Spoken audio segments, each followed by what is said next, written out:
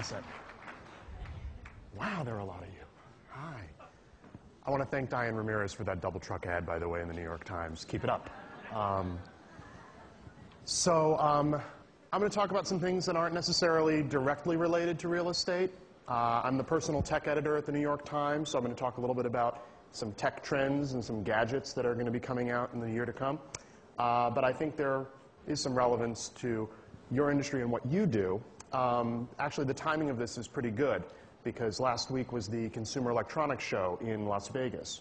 And for those of you who don't know, that's the biggest trade show for gadgets and electronics in the world. It gets 125,000 people and 3,300 exhibitors and so forth.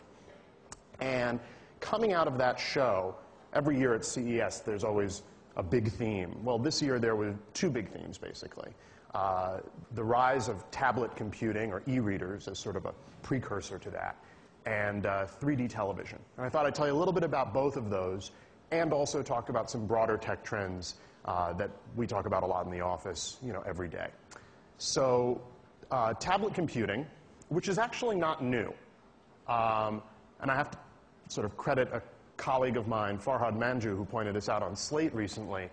It was in 2001 when Bill Gates spoke at CES and presented to the world Windows Tablet PC. And he said, "I'm using a tablet PC myself.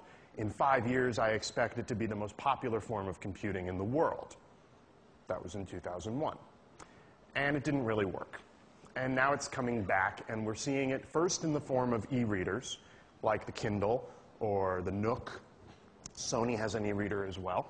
And of course, everybody's kind of looking and waiting around to see what Apple's going to do, which should happen in about 2 weeks if they are to be doing anything. But they have an announcement to make. We can only imagine what that will be.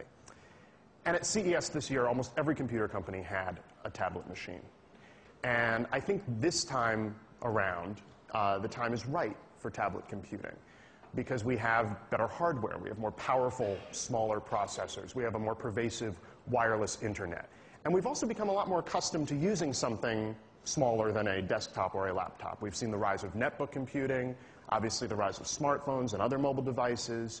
So all the planets do seem to be aligned when it comes to tablet computing.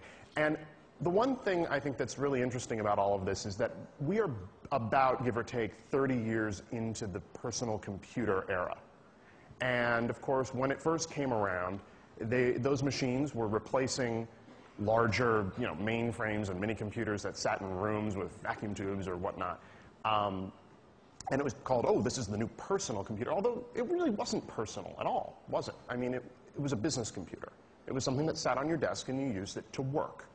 And only until about maybe 5 years ago did computing kind of morph into something truly personal. And that involved entertainment and communications and all other sorts of things.